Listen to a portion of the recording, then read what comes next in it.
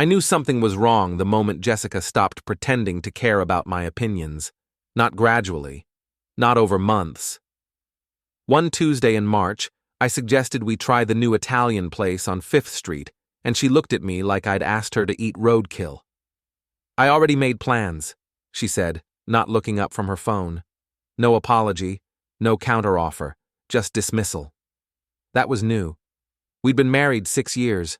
I worked logistics for a mid-sized distribution company. Nothing glamorous, just making sure products moved from point A to point B without anyone noticing. Jessica managed operations at a boutique medical spa downtown. The kind of place where rich women paid $300 to get their faces steamed and pretend it was healthcare. She'd always been particular about appearances. That came with the job, I guess. But lately, particular had evolved into something else. Critical, distant, like I was a piece of furniture she'd grown tired of looking at. "What plans?" I asked. "Just drinks with Vanessa." Vanessa, her work friend who I'd met exactly twice in 3 years, both times at company events where Jessica introduced me as my husband Tom, in the same tone you'd introduce a parking ticket. "Cool," I said. "Have fun." She blinked, surprised I wasn't pressing. "Good." Let her wonder. That night, I ate leftover Chinese food straight from the container and watched her get ready. The outfit selection took 40 minutes, the makeup another 20. For drinks with Vanessa, on a Tuesday. She left at 7:30, trailing perfume expensive enough to be a tax deduction. I sat on the couch and opened a beer I didn't really want. The house felt bigger when she wasn't in it. Quieter. Better. I caught myself thinking that and stopped. You don't think things like that about your wife, you just don't. But the thought hung there anyway, stubborn and true. Over the next 2 weeks, the pattern repeated. Late nights, gym sessions that ran long, lunch meetings that stretched into dinner.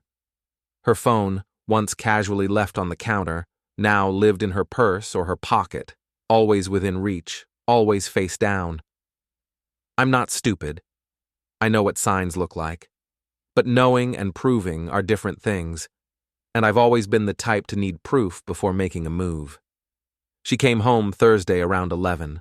I was reading on the couch. "You're still up," she said, like I'd broken a rule. "Couldn't sleep." She kicked off her heels, expensive ones, new, and poured herself water from the fridge. "Vanessa's going through stuff with her boyfriend. I told her I'd be there for her." "That's nice of you." "Yeah." She studied me over the rim of her glass. "You're being weird." "Weird how?" "I don't know. Agreeable." I smiled. Not a warm smile, just a showing of teeth. "Would you prefer I be difficult?" She set the glass down too hard. "I would prefer you act normal." "This is normal, Jess. I'm reading a book. You're having water. It's 11 on a Thursday. Everything's fine." Her eyes narrowed, but she didn't push. Instead, she grabbed her phone and headed upstairs. I heard the bedroom door close, not a slam, just a definitive click. I sat there another hour, not really reading anymore, just thinking. The next evening, she started an argument about dishes, specifically about how I'd loaded the dishwasher incorrectly. The plates faced the wrong direction. The cups were in the wrong rack. It was a 5-minute lecture on incompetence. I apologized and reloaded everything while she watched, arms crossed, nodding when I got it right like I was a dog learning tricks. "Thanks," she said when I finished, not warmly, transactionally. "No problem." She studied me again. That look. The one trying to figure out if I was mocking her. I wasn't. I was just watching. "Tom, I need to talk to you." Here we go. I dried my hands on the dish towel and turned to face her. "Okay." She took a breath, steadied herself. I could see her preparing, choosing words. "I think we need some space."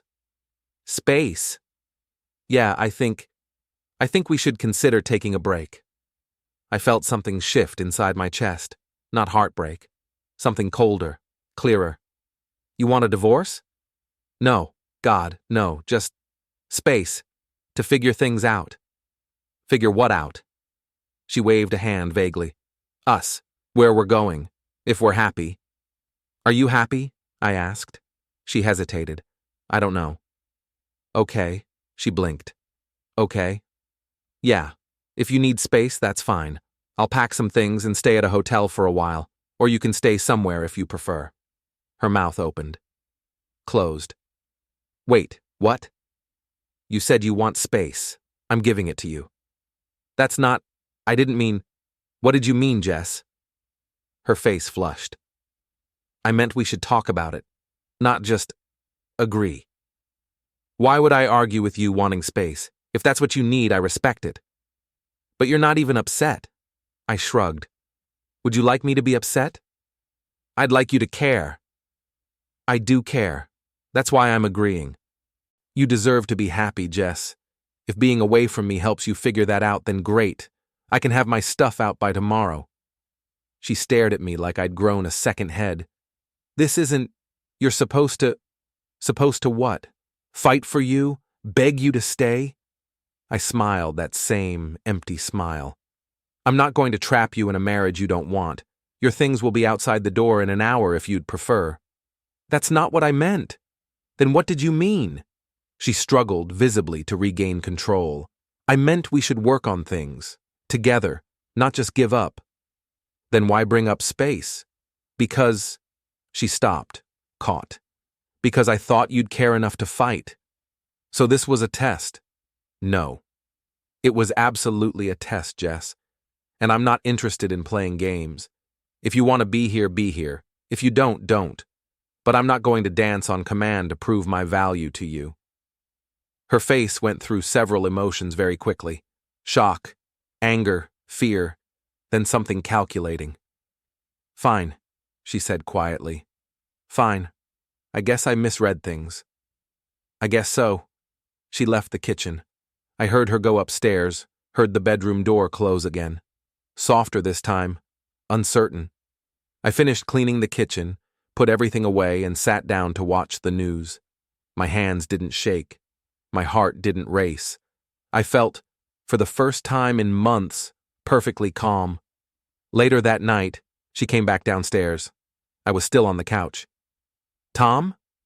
Yeah? I'm sorry, I don't actually want space. I was just frustrated. Okay. That's it? Just okay? I looked at her. Really looked. What do you want me to say? I don't know. Something. I'm glad you don't want space, I said. I wouldn't have wanted that either. She searched my face for something. I'm not sure what. Are we okay? We're fine. But we weren't. And she knew it. And I knew she knew it. The power had shifted. Just slightly. Just enough. She went back upstairs. I stayed on the couch until 1 a.m, thinking about how easy it had been to say yes to her leaving, how natural it felt, how good it felt. The next morning, Jessica was overly affectionate. Coffee made without asking, a kiss before work. Love you, she said at the door, brighter than she'd been in weeks. Love you too, I said automatically. She smiled and left, and I stood in the doorway watching her car pull away, wondering when exactly I'd started lying. That afternoon, my coworker Danny stopped by my desk. Hey man, weird question. Was that your wife I saw at the Edison last night? The Edison. Sports bar downtown. Not Jessica's scene. What time? I asked. Like 10:30? I was there with some guys from my old job. She was at a table in the back with some dude, tall guy, button-down shirt. They looked pretty close. Probably wasn't her, I said. Danny shrugged. Yeah, maybe. Just looked like her. Same hair, same... He gestured vaguely. You know. Yeah. He left. I sat there staring at my computer screen, not seeing it. Close. That word hung in the air like smoke. I opened my phone and pulled up our shared calendar. Last night, blank. No Vanessa. No plans listed. I checked our bank app. 2 charges yesterday. One at Nordstrom, one at the Edison, $47, 2 drinks and an appetizer. For Vanessa. I closed the phone and got back to work. Or pretended to. My brain was busy doing other things. Calculating. Planning. That evening, Jessica came home in a good mood, humming. She'd bought groceries, something she rarely did anymore. "Thought I'd make dinner," she said. "Your favorite, chicken parmesan." "That's nice." She cooked. We ate. She talked about her day, animated, engaged. I listened and responded in all the right places. We could have been any normal couple having any normal dinner, except for the charge at the Edison, the tall man in the button-down, the word close. After dinner, I helped clean up. She washed. I dried. "Jess? Yeah? How's Vanessa doing? With her boyfriend stuff?" She didn't pause, didn't flinch. "Oh, you know, same drama. He's not treating her right. She deserves better." "She does," I agreed. "Yeah." She handed me a plate. "I told her she should just leave him. Life's too short to be unhappy." "It is." "Exactly." We finished the dishes in comfortable silence. She went upstairs to shower. I stayed in the kitchen, drying my hands on the towel, thinking about lies and liars and how easy it is to be both. My phone buzzed. Text from Danny. "Hey man, sorry if that was awkward earlier. Probably wasn't her." My bad. I typed back, "No worries, thanks for looking out." But it was her. I knew it was her. And Danny knew I knew. I sat down at the kitchen table and opened my laptop. Our phone plan showed detailed usage, calls, texts, data. I'd never looked before, never needed to. Now I did. The logs loaded, page after page of activity. I scrolled through, looking for patterns. There, a number I didn't recognize. Texts. Lots of them. Starting 3 months ago, escalating in frequency. Now multiple times a day. Late at night, early in the morning, I copied the number, ran it through a reverse lookup service. Grant Patterson, self-employed, real estate agent. LinkedIn profile showed him at a downtown brokerage. Recent post about closing a waterfront condo sale. Photo. Tall, white, late 30s, button-down shirt. Confident smile. I sat back. Breathed. There it was. Not suspicion. Not paranoia. Fact. My wife was having an affair with a real estate agent named Grant Patterson. I closed the laptop. Went upstairs. Jessica was in bed, reading on her tablet. "Hey," I said. "Hey." She smiled. "Coming to bed?" "In a minute. Just need to finish some work stuff." "Don't stay up too late." "I won't." I went back downstairs, sat in the dark, listened to the house settle around me. I should have felt something. Rage, grief, betrayal. Instead, I felt focused. She'd tried to scare me with space. She'd panicked when I agreed. She'd expected me to fight, to beg. She had no idea what I was actually capable of. The thing about betrayal is that once you know it's there, you see it everywhere. Jessica started working late more often. "Busy season," she explained. The medical spa apparently had seasons now. Who knew? I nodded, said nothing, watched. Grant Patterson's schedule was public on the brokerage website. Open houses every weekend, client meetings throughout the week. His Instagram showed him at property showings, networking events, and expensive restaurants, always smiling, always selling. On Wednesday, Jessica said she had a late meeting. Probably won't be home until 9 or so. "No problem," I said. "I'll order takeout." She kissed my cheek. "You're the best." At 6:30, I drove downtown, parked across from the Edison, waited. 7:15, Jessica's car pulled into the lot. She got out, checked her reflection in the window, and walked inside. Alone. I gave it 10 minutes. Then I followed.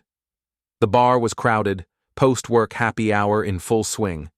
I stayed near the entrance, partially hidden by a group of guys watching basketball on the overhead screens. From there, I had a clear view of the back tables. Jessica sat in a corner booth, 2 drinks on the table. She was checking her phone. At 7:30, Grant Patterson walked in. Button-down shirt. confident stride. He saw her and smiled. She stood. They hugged. He kissed her cheek. Not quite appropriate for a casual friend. They sat, talked, laughed. He reached across the table and touched her hand. She didn't pull away. I watched for 20 minutes, long enough to confirm. Then I left before they could notice me. Back in my car, I sat in the dark, my hands on the wheel, my breathing steady. It was real, completely, undeniably real. I drove home, ordered Chinese food like I'd said I would, ate in front of the TV. When Jessica came home at 9:15, I was watching a documentary about deep-sea creatures. "Hey," she said, dropping her purse on the counter. "Sorry I'm late. Meeting ran long." "No worries. There's leftover lo mein if you're hungry." I ate. She poured water. "How was your night?" "Quiet. You?" "Exhausting." She rubbed her temples. "So many decisions. So much planning." "Sounds rough." "Yeah." She went upstairs. I stayed on the couch, watching anglerfish hunt in the abyss, thinking about predators and prey and who was what. The next day, I stopped by the distribution center early. Our security manager, Paul, was a guy I'd helped out a few years back when his son needed a summer job. He owed me. "Hey, Tom. What's up?" "Need a favor. Discreet." He raised an eyebrow. "How discreet?" "Very." I showed him Grant Patterson's license plate number. I'd gotten it from his Instagram. He'd posted a photo standing next to his BMW, celebrating a sale. The plate was visible. "Can you run this through the system?" "Traffic cameras. Just want to know where this car goes. Patterns." Paul studied me. "This personal?" "Yeah." "Wife?" I nodded. He sighed. "I'll see what I can do. Might take a few days." "Appreciate it." 3 days later, Paul sent me a file. Security footage from traffic cameras downtown. Grant's BMW, tracked over 2 weeks. Consistent stops at the Edison, a gym called Apex Fitness, the brokerage office, and one other location, a residential building on Maple Street. I looked up the building. Luxury apartments. Grant lived in Unit 412, and according to the timestamps, Jessica's car showed up there 4 times in 2 weeks. Always in the evening, always staying 2 to 3 hours. I closed the file, saved it to an encrypted drive. Felt nothing except the cold clarity of knowing. That weekend, Jessica said she had an open house event for work. Team bonding thing, won't be back until late. "Have fun," I said. She left at noon. I gave her an hour, then drove to Maple Street. Grant's BMW was in the parking garage. Jessica's car, 3 spaces over. I sat in my car, engine off, and waited. Not to confront them, not to break down, just to see, to confirm, to make it real enough that there was no going back. At 4:30, they came out together. He carried a gym bag. She carried her purse. They were laughing. He said something. She punched his shoulder playfully. He grabbed her wrist, pulled her close, and they stood there, faces inches apart, smiling. Then they separated. He got in his car. She got in hers. They left in opposite directions. I followed her, not close, just close enough. She drove to a coffee shop, went inside, stayed 30 minutes. When she came out, she was on the phone, smiling, animated. I didn't need to hear the conversation to know who she was talking to. She drove home. I waited 10 minutes, then followed. When I walked in, she was on the couch, scrolling her tablet.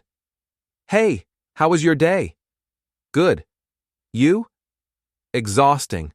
That team thing was so boring, but, gotta show face." "Right," she smiled. "I'm gonna take a shower. Then maybe we can order pizza, watch a movie?" "Sure." She went upstairs. I sat in the chair across from the couch and stared at the spot where she'd been sitting. The dent in the cushion, the tablet, face down on the coffee table. I picked it up, locked. But I knew her passcode, had known it for years. She'd never changed it. I unlocked the screen. Her messages app was open. The last conversation was with Vanessa Work. I opened it. "That was amazing. Can't stop thinking about you." "Same. When can I see you again?" "Soon." He's working late tomorrow. Come by around 7, I'll be there. I scrolled up. Weeks of messages, hundreds of them. Details I didn't need and couldn't unsee. I locked the tablet, put it back exactly where it was, went to the kitchen, poured a glass of whiskey, drank it, poured another. Upstairs the shower ran, Jessica washing away evidence, preparing to come back down and play wife. I thought about confronting her, throwing the tablet at her feet, demanding an explanation. But what would that accomplish? She'd cry, apologize, beg for forgiveness, promise it meant nothing, promise it was over, and maybe she'd mean it, or maybe she'd just get better at hiding it. No. Confrontation was too easy, too simple. I wanted something else.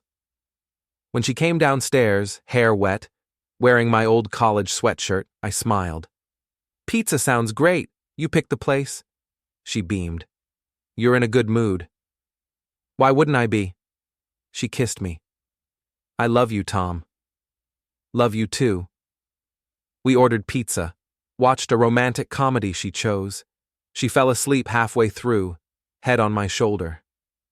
I sat there, perfectly still, watching credits roll, thinking about how easy it would be to forgive her, how tempting it was to pretend I didn't know, to keep living in the comfortable lie, but I'd never been good at lying to myself. Monday morning I called in late to work, told my boss I had a dental appointment. Then I drove to Apex Fitness. Grant's Instagram showed him there every morning at 6. Creature of habit. I signed up for a day pass. The clerk barely looked at me. Inside, the gym was chrome and mirrors and people pretending to enjoy suffering. Grant was on the weight bench, focused, confident. He finished his set, sat up, toweled his face. I walked past him to the water fountain. Close enough to be noticed, close enough to be remembered. He glanced at me, brief, dismissive. I was nobody to him, just another guy at the gym. Good. I left, went to work, acted normal, answered emails, attended meetings, smiled when appropriate. That night, Jessica asked if I wanted to grab dinner out. "Actually, I was thinking we should talk," I said. Her face froze. "Talk?" "Yeah, about us." "Okay." She sat down slowly. "What about us?" "I've been thinking about what you said, about space, about figuring things out. Tom, I told you I didn't mean—" "I know, but maybe you were right. Maybe we do need to figure things out, not by separating, just by being honest." She swallowed. "Honest. Are you happy, Jess?" The question hung between us. Yes, I think so. Are you?" "I don't know," I said truthfully. "I thought I was. But lately, things feel different." "Different how?" "Like we're pretending, going through motions." Her eyes glistened. "I don't want to lose you." "Then don't." She came to me, hugged me. I hugged her back, feeling her body shake slightly. She was scared. Good. "We'll figure it out," she whispered. "Yeah," I said. "We will." But I already had it figured out. Every detail, every step. I just needed to wait for the right moment. Grant Patterson's weakness was his reputation. Real estate agents live and perish on image. Trustworthy, successful, connected. One bad review, one scandal, and clients evaporate. I spent a week learning everything about him. Not from breaking laws, just from being observant. His brokerage had a perfect 5-star rating on Google. 43 reviews, all glowing, too perfect. I checked the accounts. Half of them were fake. New profiles, no other reviews, obvious manipulation. His Instagram showed him at charity events, local business mixers, Chamber of Commerce meetings. He was building a brand. Grant Patterson, your partner in finding home. Vomit-inducing, but effective. He had a condo, a BMW, a Rolex he wore in every photo, but his tax records, publicly available through the county assessor, showed he'd refinanced twice in 3 years. Overleveraged, living beyond his means. One bad quarter, and he'd be scrambling. On Thursday, Jessica said she had drinks with Vanessa again. "Have fun," I said. She left at 7. I left at 7:15. This time I didn't follow her to the Edison. I drove to Grant's building, parked, waited. At 8:30, she arrived. Went inside. I watched her silhouette pass in front of the fourth-floor windows, lights on, curtains open just enough. I didn't need to see more. I wasn't here for confirmation. I walked into the building. The doorman nodded. I nodded back, confident, belonging. Nobody questions confidence. I took the elevator to the fourth floor, found unit 412, knocked. Jessica answered. Her face went white. "Tom." I pushed past her, not roughly, just firmly. Grant was on the couch, standing up fast, confusion becoming alarm. Her husband, I said calmly. "We need to talk." Jessica grabbed my arm. "Tom, please, let me explain." "Explain what? That you've been here 4 times in 2 weeks? That you've been lying about Vanessa for months?" Grant stepped forward. "Look, man, I think you should—" "You think I should what?" I turned to him. "Leave? While you're here with my wife? It's not— we're just— colleagues?" I smiled. "Friends? Let me guess, she told you we were separated. That I was controlling. Abusive, maybe?" Grant glanced at Jessica. She looked away. "Thought so." I turned back to her. "Does he know you tried to bluff me with a breakup? That you panicked when I said yes? Tom, stop. Does he know you're still wearing the ring I gave you? That you made me dinner last night and told me you loved me?" Grant's face shifted. Realization. Doubt. "Jess? Grant, he's twisting things. Am I?" I pulled out my phone, showed him the screenshots of their text messages. "Is this twisted? Can't stop thinking about you. He's working late. Sound familiar?" Grant stared at the screen, then at Jessica. "You said you were leaving him." "I am. I needed time." "Time," Grant repeated. "Right." I put my phone away. "Here's what's going to happen. I'm leaving. You two can continue whatever this is, but understand something." I looked at Grant. "She's not leaving me. She's keeping me as a backup while she tests you out. And when you inevitably disappoint her, because you will, she'll come back. And I won't be there." "Tom," I held up a hand. "I'm not done. Grant, I know about the fake reviews, the refinancing, the fact that you're 1 bad month from losing everything. How many clients do you think you'll keep when they find out you're involved with a married woman? How many referrals?" His jaw tightened. "That's a threat?" "No, just an observation. You've built a brand. Brands are fragile, especially in a small market like this." I looked at Jessica. "And you, I know you think you're clever, that you can manage both of us, but you can't, because I know everything, and I'm not playing anymore." "What does that mean?" Her voice shook. "It means you made your choice. Live with it." I walked out, closed the door, heard raised voices immediately, arguing, blame, panic. In the elevator my hands were steady, my breathing calm. First move made. Over the next 3 days Jessica called 17 times, texted 42. I ignored all of them. I stayed at a hotel. Clean, impersonal, perfect. On day 4, she showed up at my work. Security called. I told them to let her into the parking lot, but not the building. I met her outside. "Tom, please, we have to talk." "Why?" Because I screwed up. I know I did, but we can fix this." "Can we?" "Yes. I ended it with Grant. It's over. It was stupid. It meant nothing." "It meant nothing," I repeated. "Okay, it meant I was confused. I thought I wanted something else, but I don't. I want you. I want us." "Why?" She blinked. "What? Why do you want me? Specifically?" "Because I love you." "Do you? Or do you just not want to lose the life we've built?" She struggled. "Both. Can it be both?" "No," I said, "it can't." "Tom, please. Go home, Jess." "It's our home." "No, it's my home. You're living in it, temporarily." Her face crumpled. "Don't do this." "I'm not doing anything. You did this. I'm just responding." I walked back inside. She stood in the parking lot, crying.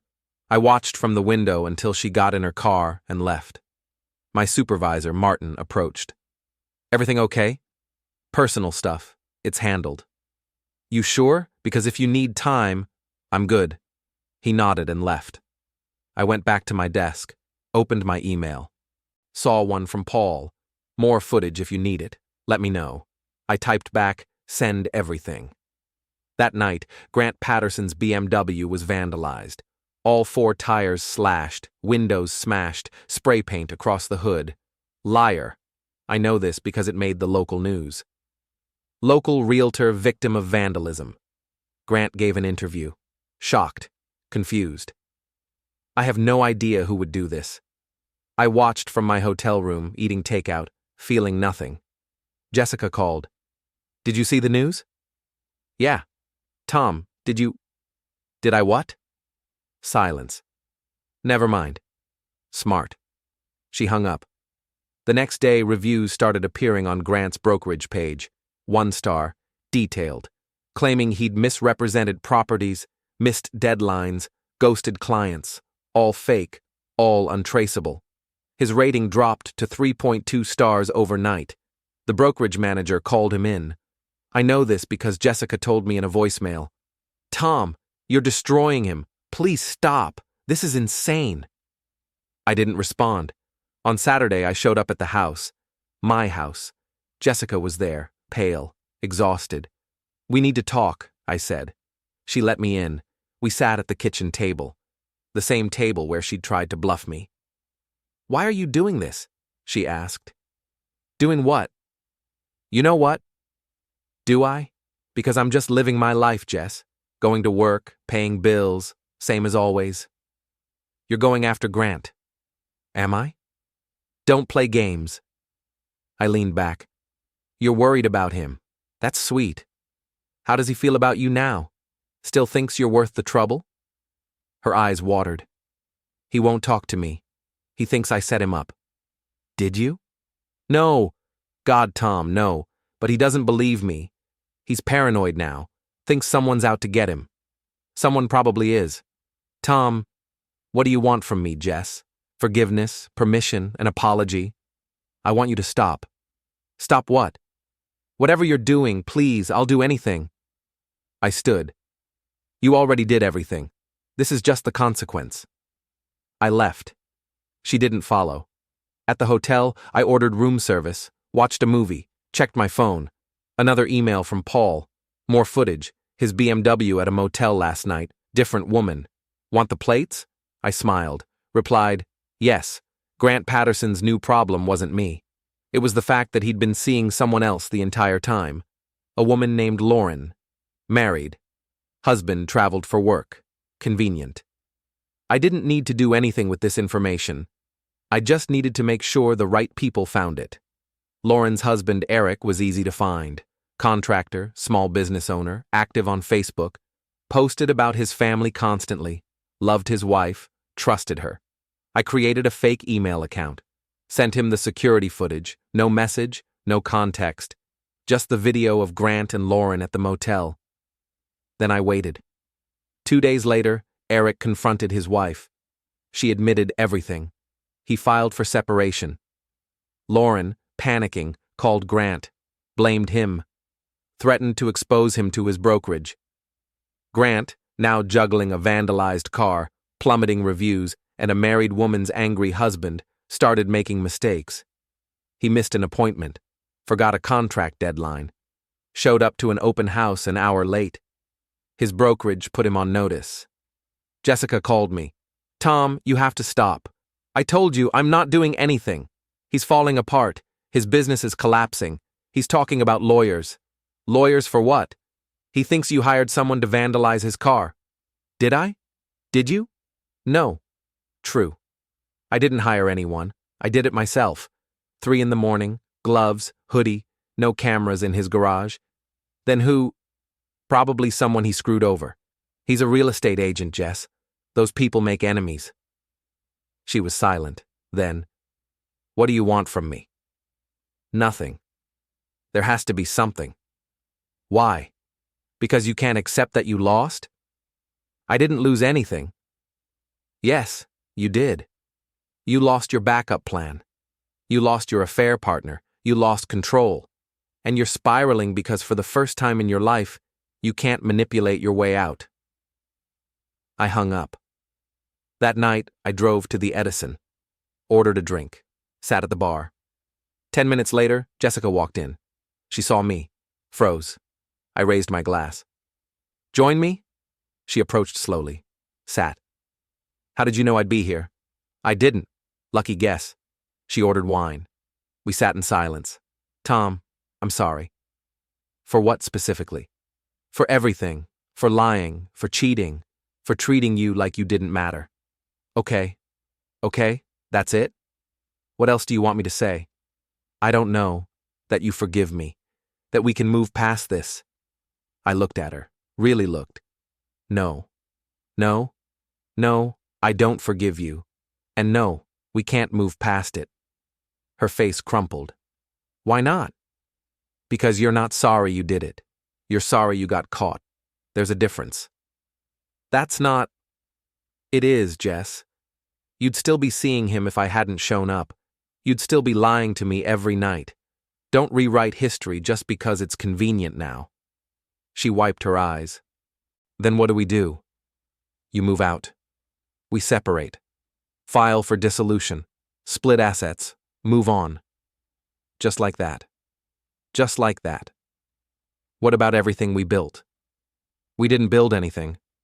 I built a life. You borrowed it while you figured out if you could do better. She stood. You're cruel, Tom. I never realized how cruel you could be. I'm not cruel. I'm just done pretending. She left. I finished my drink, paid, drove back to the hotel. The next morning, I got a call from an unknown number. Is this Tom? Who's asking? Eric, Lauren's husband. I got your email. I paused. I didn't send any email. Someone did. It had footage of my wife and Grant Patterson. I'm guessing you know who Grant is. I might. Yeah, thought so. He sighed. Look, I'm not calling to threaten you or anything. I just wanted to say thanks. I needed to know, and now I do. You're welcome.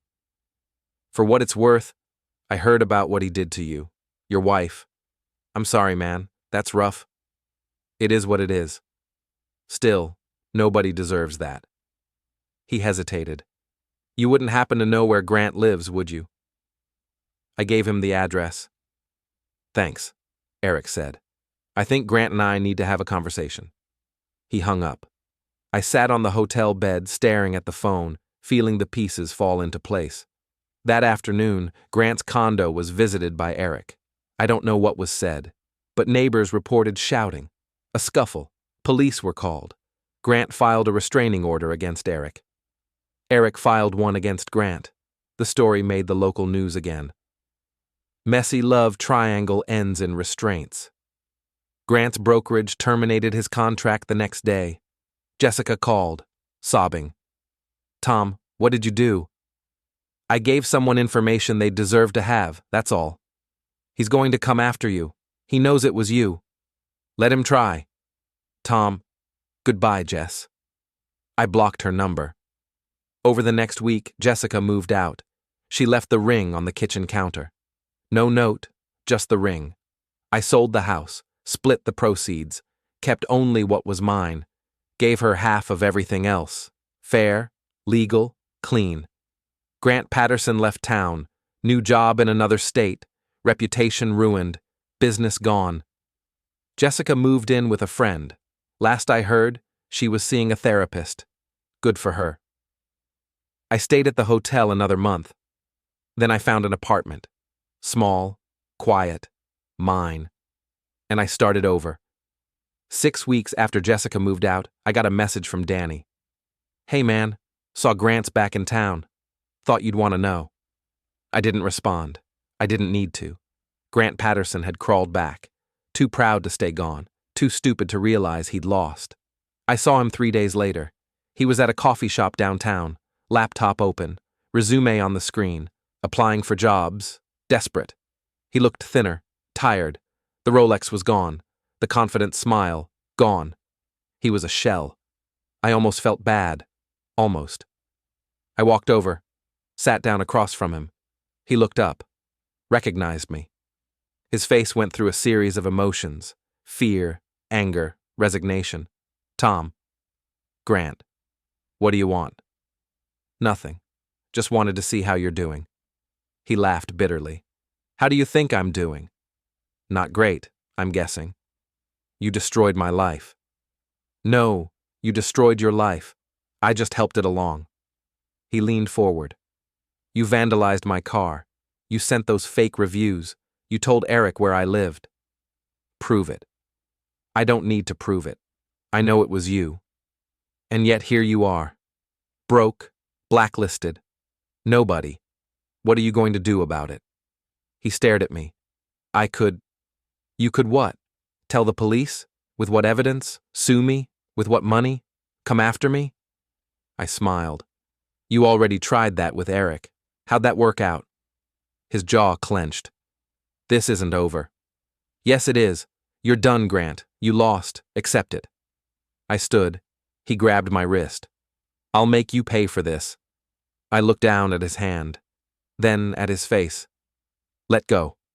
He didn't. I leaned close, whispered, You touch me again, and I'll make sure everyone in this town knows exactly what you are. Every married woman you've slept with, every lie you've told, every shortcut you've taken. I have files, Grant, receipts, witnesses, and I will bury you so deep you'll never crawl out. His hand loosened. I pulled away. Stay away from me, I said. Stay away from Jessica. Leave town and don't come back. He said nothing, just stared at his laptop, broken. I left the coffee shop, walked to my car, drove away. That night, I got a text from Jessica. Grant called me. He's leaving town for good. He blames you. I typed back, Good. Tom, when does this end? It already did. I blocked her number again.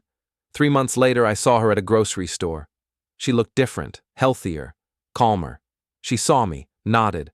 I nodded back. We passed each other in separate aisles. No words, no drama. Just two people who used to know each other. I checked out, drove home, made dinner, watched TV, normal, quiet, mine. The doorbell rang around 8. I answered. Grant stood there, eyes wild, hands shaking. You ruined me, he said. You ruined yourself. I lost everything because of you. No, you lost everything because you decided to sleep with a married woman. I just made sure everyone knew about it. He stepped forward. I didn't move. Excellent, I said. Give me a reason. He hesitated, his hands clenched into fists. But he didn't swing, because he knew, deep down, he knew he'd lost. Get off my property, I said. He stood there another moment.